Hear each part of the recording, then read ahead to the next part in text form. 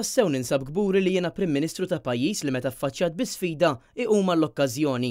Kliem il-Prim Ministru u kap tal-Partit Nazzjonalista Laurence Gonzi f'intervista ma' dan l-istazzjon dwar il-festi tal-indipendenza ta' din is-sena. Staqsejni ħalli x'għażel għal din is-sena it-tema mychoice.pn xogħol saħħa edukazzjoni.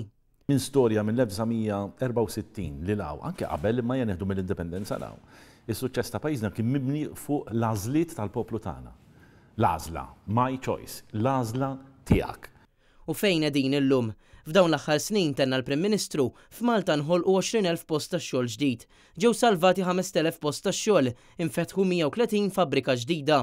Is-sigriet għal pajjiżna huwa li jkollu gvern illi jkun kapaċi joħloq ix-xogħol. Il-ġid minn hawn jiġi ġenerat. Il-ġid ma jiġix ġenerat billi jkollu gvern li jżid it-taxxi. Iżda minflok taxxi ġodda, pajjiżna llum għandu l-5 l-inqas rata ta' qatt fl-Ewropa.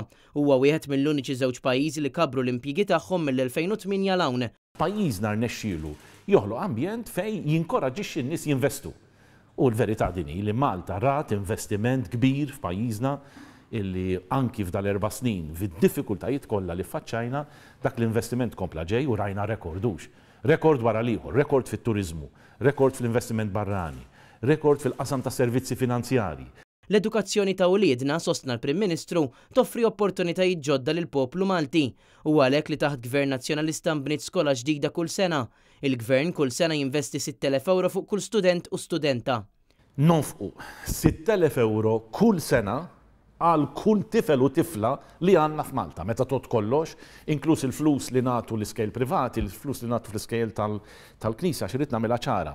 Aħna rridu mhux biss l-iskejl tal-Gvern ikunu l-aqwa u l-aħjar, aħna rridu li anke l-iskejl tal-Knisja u anke l-iskejl privati ikunu l-aqwa u l-aħjar.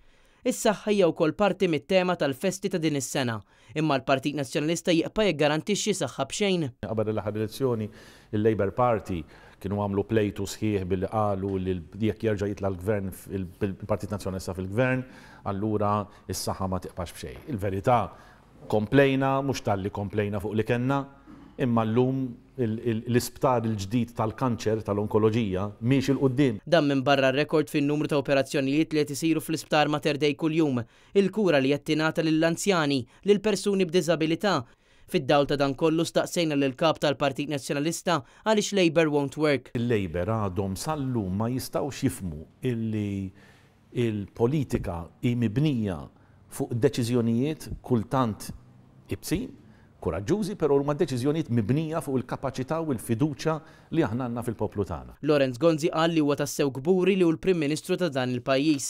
Jiena gburi illi Prim Ministru ta' dan il-pajjiż li tant għandu affarijiet sbieħ illi jkompli joħroġhom kull meta jiġi fil-mument tal-prova. Fi kliem il-Prim Ministru għandna ngawdu din il-festa nazzjonali flimkien. Nieħduha bħala ġurnata ta' ċelebrazzjoni għal daw kollha li verament jemnu fil-potenzjal ta' pajjiżna, għal daw kollha li jemnu fil-pajjiż, għal daw kollha li jemnu fit-talent tal-Maltin u tal-Awċin, għal daw kollha li jemnu mhux fil-passat imma fil-futur ta' pajjiżna. Gabriel Ellul, Net News.